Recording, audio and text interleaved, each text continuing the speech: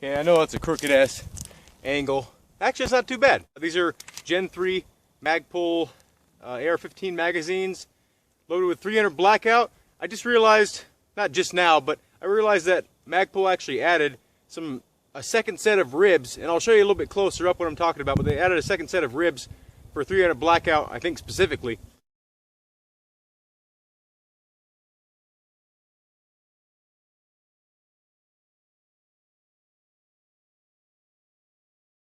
So we're gonna see how this thing runs in here. If we have any malfunctions of any type. These things usually fail in most magazines. These are 220 grain lead projectiles, so if they feed good in this new gun that hasn't been broken in and this brand new magazine, I'll be pretty happy. So let's see what we got here.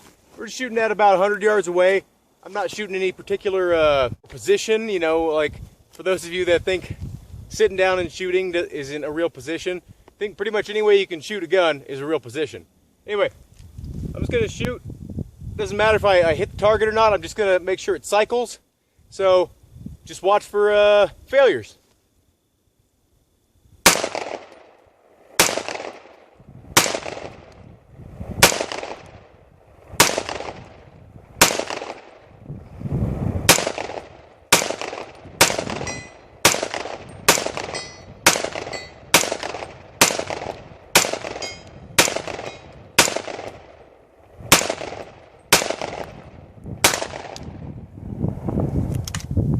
Wow, that last one was a...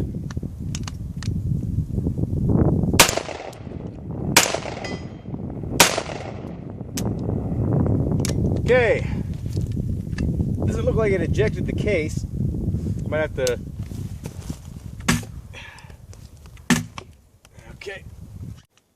This is not the magazine's fault. This gun seems to be pretty sensitive to these particular reloads. Let's see what's going on here. Okay, this is an MKE brass. I've had bad luck with MKE brass in the past. Brass past. So we'll set that aside. The next few rounds are Lake City, which seemed to work pretty good in my gun. So we'll let it get full velocity here. Fine.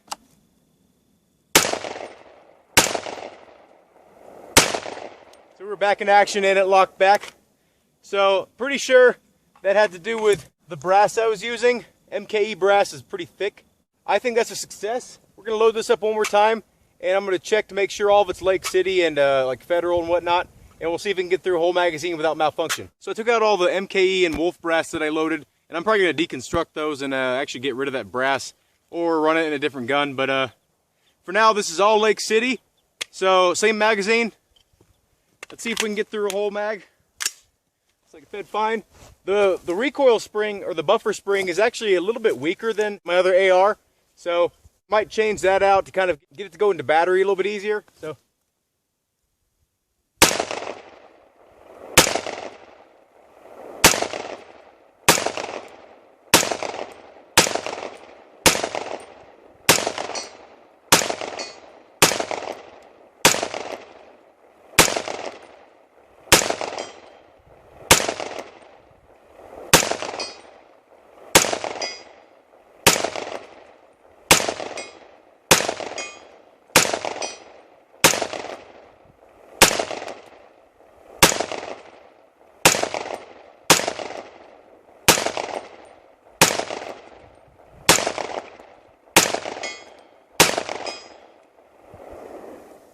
yeah, so it seems to run fine. No problems at all with that. I'm running 12 grains of 1680. Again, these are all my reloads. Seems like this magazine's not gonna have any problems at all. I'm very impressed. I will be buying more of these Gen 3 Magpul magazines. Super stiff. Those added extra ribs are great. I like how the base plate here opens from the other side. So like when you're on the heel of the magazine, when you're shooting prone, and you're using it kind of as a monopod, you get less dirt in the magazine, and then also it just seems more durable. Like if you drop the magazine, there's more of a heel there, like so it's more protected when you drop it. So yeah, super impressed with these. They got an over insertion thing on the back, so you can slam it as hard as you want. even when the bolt is open, and it's not going to go any further than that heel right there. So, yeah, pretty cool.